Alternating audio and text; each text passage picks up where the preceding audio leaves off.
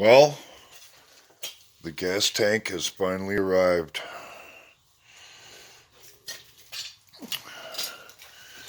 But we got other issues. Just rolling along yesterday. I started feeling a little wiggle in the car. Turns out my used tires all used up. So now we gotta do it again. I have another one, but I decided to quit putting used tires on the Z. It deserves better than that.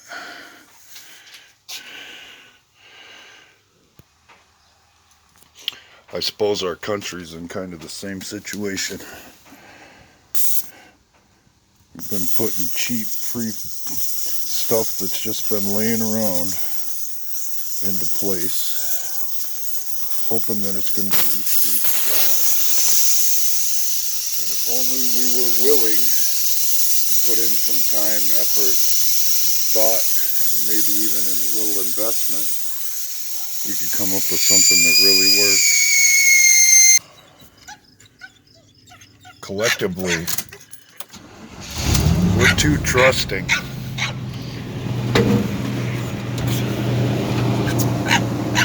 Willing to let somebody else come up with some half-baked idea, put it in place, with common sense for the most part.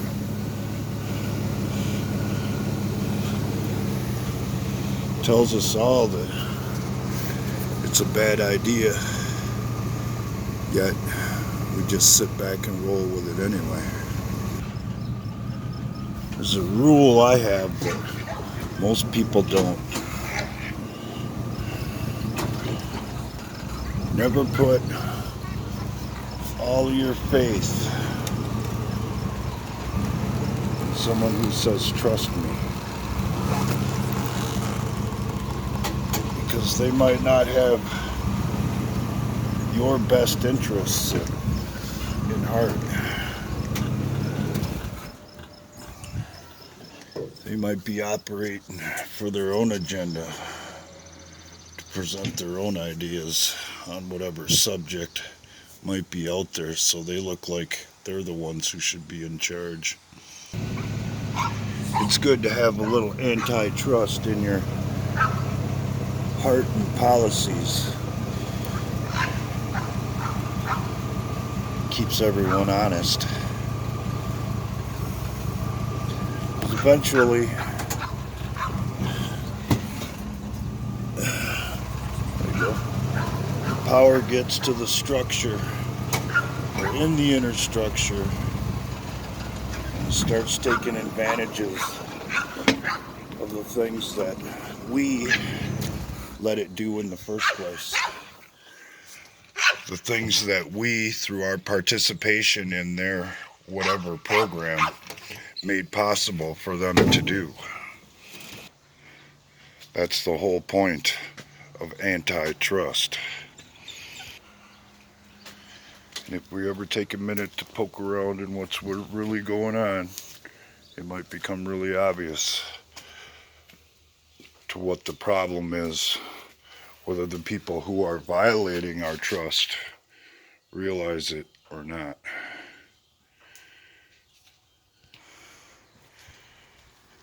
Were you aware that the Department of Justice is about to open an antitrust investigation into Google, if they haven't already? Wonder where that's going to lead. Wonder what it is they might be looking for. And why start with Google? There are plenty other biased platforms out there that they could be looking into. Well, I'm pretty sure it's because they know where it all started. What got the rock rolling down the hill so this tire could go all to shit and start making our freedom bus, I suppose,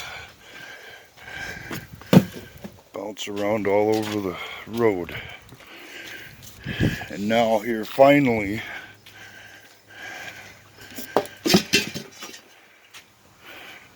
justice is going the other way. Google, for the most part, is the core of the problem. They're connected to everything. There's nothing they can't get into, there's nothing they can't get a hold of, because the world has built a tracking system that ties us to everything we do, depending on how we participate in the system. They would like to get it so that we all carried around just one code instead of many.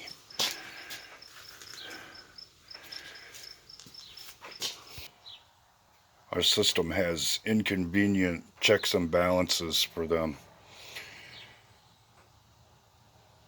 So if you have a couple different credit cards, gas card, anything else you might do in their system is more difficult to track. So the only thing that was left standing in the way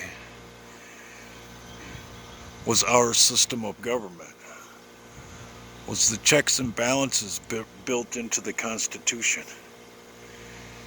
And that's exactly why they have been working against it, because it doesn't work for them and their one world government and one world religion. Google was made part of the power structure during the Obama administration. That's what Hillary was talking about when she was before Congress, talking about an information war that they were losing. And this, what is about to be investigated into, was their solution.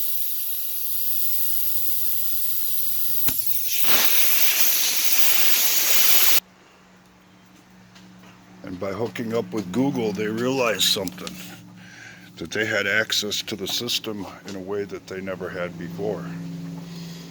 And it became more about them than it was about us. And now it's all about getting out of the system, and there's only one way to do that. That's to expose the whole system to the American public a little bit at a time, and hope that the majority of people are smart enough to figure it out. Because if not, we're going to have to face this every time somebody gets some power behind them or thinks they can control everything.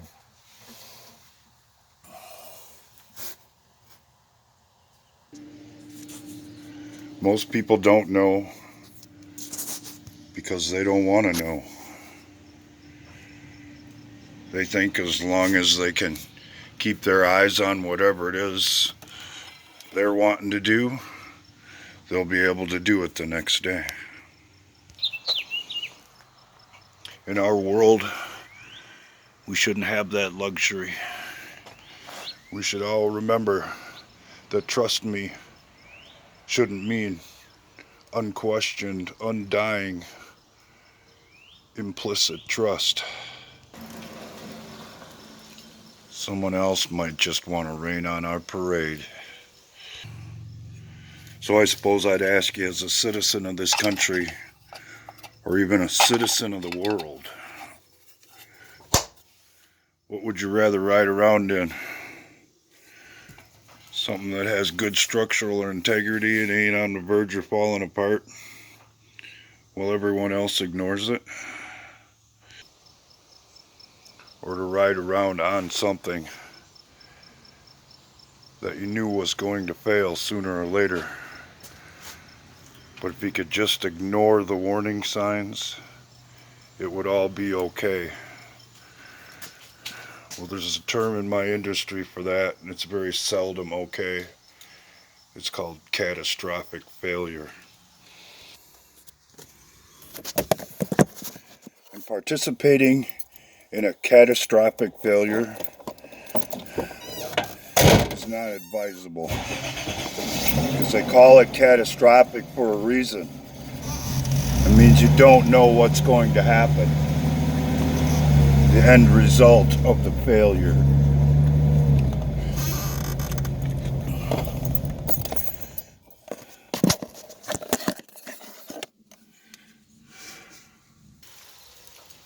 So how much time, effort, and participation are you willing to put into our bus of freedom before it always comes down to what it comes down to when problems are ignored politically, socially,